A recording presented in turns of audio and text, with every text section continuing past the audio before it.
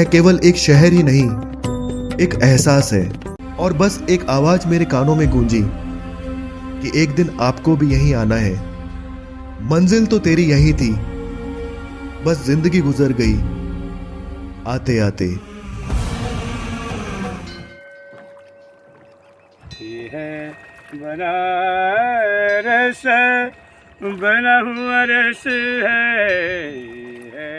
बनारस का नाम सुनते ही सबके मन में गंगा नदी और उस पर बने सीढ़ियों वाले घाट और घाटों पर बने मंदिर, हाथों में चिलम लिए साधु और माथे पर तिलक लगाए बाबा, भोलेनाथ का नाम जपते भक्त। यही सब ख्याल आपके मन में दौड़ते जाते होंगे। यह शहर जिसे कभी हम काशी, कभी बनारस तो कभी वाराणसी बुलाते हैं, यह केवल एक शहर ही नहीं, एक एहसास है।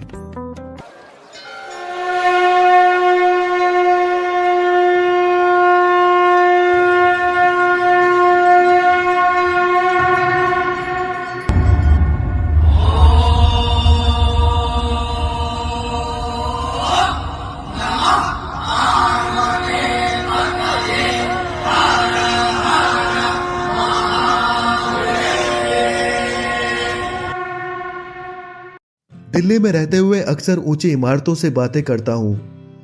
भाग दौड़ भरी जिंदगी में मन से बस एक ही आवाज आती है, रुकना मत, अभी बहुत दूर जाना है। तो दोस्तों, अगली सुबह मैं पहुंचा बनारस, मोहब्बत का शहर। यहाँ के खान पान का रस इतना रसीला है कि यहाँ की तमाम खान पान की चीज़ें आपको अपनी ओर आकर्षित करती है। तो आइए आपको मैं ले चलता हूँ बनारस के उन खूबसूरत किनारों पर, जिन्हें मैं अनएक्सप्लोर्ड तो नहीं कहूँगा, लेकिन हाँ, इसमें कोई शक नहीं कि यह सभी शहरों से हटकर है। कुछ तो अलग है यहाँ, जहाँ आपको कभी भी जाने का आनंद मिलेगा। यह आपको अपने बवंडर में खींच लेगा। आप खो से जाएंगे इसकी खूबसूरती में और आपको आश्चर्य होगा कि आखिर हुआ क्या। कुछ ऐसा ही महसूस किया मैंने 80 घाट पर। गंगा नदी के साथ में एकदम बह सा गया। इस शहर को धार्मिक नहीं कहेंगे, ये अद्भुत शहर है। अद्भुत इसलिए, जब भी आप खोने लगे तो बस एक हाथ में गंगा के जल को महसूस तो करिए, फिर से उठने की चाह जाग उठेगी। बनारस के रस में कई तरह के रस का मिश्रण है। यहाँ रहा नहीं जाता, बल्कि जिया जाता है। अपने अंदर के खुद से मिलने का शहर। इस शहर में सब गुरु है, चेला कोई नहीं। इस बात का परिचय आपको यहाँ के लोगों की यूनिकनेस में दिख जाएंगे। महादेव इस शहर के रचयिता है। यह शहर महादेव के त्रिशूल पर स्थित है। वैसे तो बनारस की हर गली, हर नुक्कड़, सड़क पर आप महादेव को करीब से महसूस करेंगे। हर कदम पर कानों में स्पिरिचुअल, एंसेंट, वाइब्रेंट रिचुअल्स की गूंज सुनाई देगी। काफी समय घाट पर बिताने के बाद भी यहां से जाने का मन तो नहीं हुआ। एक अजीब सा सुकून था यहाँ। वैसे तो यहाँ लोगों का ऐसा जमावड़ा रहता है मानो किसी त्योहार से कम नहीं। मुझे ये रास्ते मानो बिल्कुल अपने से लगे। इश्क ए बनारस इसे ऐसे ही नहीं कहते। लगाव कुछ यूं हुआ इस शहर से कि ध्यान ही नहीं आया। अब वापस लौटना हुआ तो भला कैसे छोड़ पाऊंगा इसे। इन्हीं ख्यालों के साथ इधर उधर भटकते हुए अब समय हो चला था गंगा आरती का, जिसे देखने के लिए दुनिया भर से लोग यहाँ आते हैं। और आए भी क्यों ना। बेंच पर खड़े पुजारी जब लौ के जलने का इंतजार कर रहे थे तो उनमें से एक सभी को बैठ जाने की हिदायत दे रहा था, ताकि आरती सभी को दिखाई दे। गंगा आरती को शब्दों में बताना मुश्किल है। यह मानव जाति और परमात्मा के बीच एक गहरे संबंध को दर्शाता है। पुजारियों का एक साथ एक ही लौ में आरती को घुमाना एक ऐतिहासिक पल से कुछ कम नहीं लगता।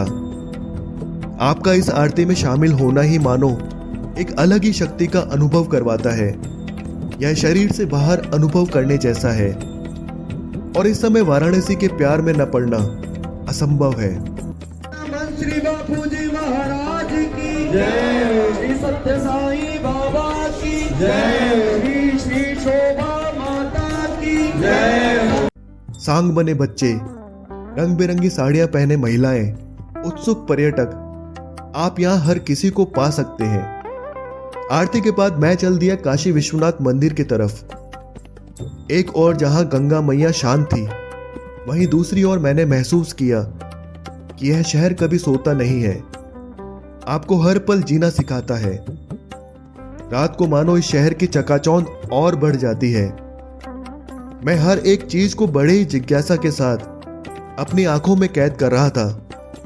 तभी मुझे दिखी मंदिर की एक झलक। महादेव के स्थान पर कुछ समय आराम से बिताने के बाद भी मेरा मन कहां भरने वाला था। वो कहते हैं ना, बनारस बहती है, जहां जीवन की गंगा भीड़ भाड़ और जाम यहाँ की शान है। यूं ही चलते चलते कई बार कुछ नए दोस्त भी बन जाते हैं जो आपको अपने से लगते हैं। वैसे ये शहर खुली बाहों से सबका स्वागत करता है। यहाँ कोई अनजान नहीं। भीड़ के बीच बीच में कोई ना कोई चिल्लाता है, हर हर महादेव, हर हर महादेव। फिर क्या, मैंने भी खुले मन से सबको अपना ही मान लिया और कहता गया, हर हर महादेव, हर हर महादेव, घर घर महादेव, ओम नमः शिवाय। जोर से बोलो बोम। हर हर महादेव, हर महादेव, जोर से बोलो हर हर हर महादेव, जोर से बोलो हर हर महादेव, हर महादेव, हर हर महादेव, हर महादेव, और जोर से हर हर हर महादेव। पूरे दिन के बाद अब मुझे भूख का एहसास हुआ। जब मैंने तरह तरह के स्टॉल्स और स्नैक्स देखे, पान के बिना तो यह शहर बिल्कुल अधूरा है, तो ले लिया पूरा स्वाद। और आगे बढ़ते हुए अब जो मैंने देखा, शायद वही असली जीवन का सार है। मणिकर्णिका घाट, जहां 24 घंटे चिताएं जलती है। इस घाट के बारे में कहा जाता है कि भगवान शिव यहां खुद आत्माओं को मोक्ष का रास्ता दिखाते हैं। हर 5 मिनट में एक नया शव घाट पर लाया जाता है। एक चिता पर शरीर की चमड़ी को जब मैंने पिघलते हुए देखा तो बस देखता रह गया। यह जिंदगी क्या है, इस सवाल की परतें धीरे धीरे मेरी आंखों के सामने खुल रही थी। और बस एक आवाज मेरे कानों में गूंजी कि एक दिन आपको भी यहीं आना है। मंजिल तो तेरी यही थी, बस जिंदगी गुजर गई आते आते।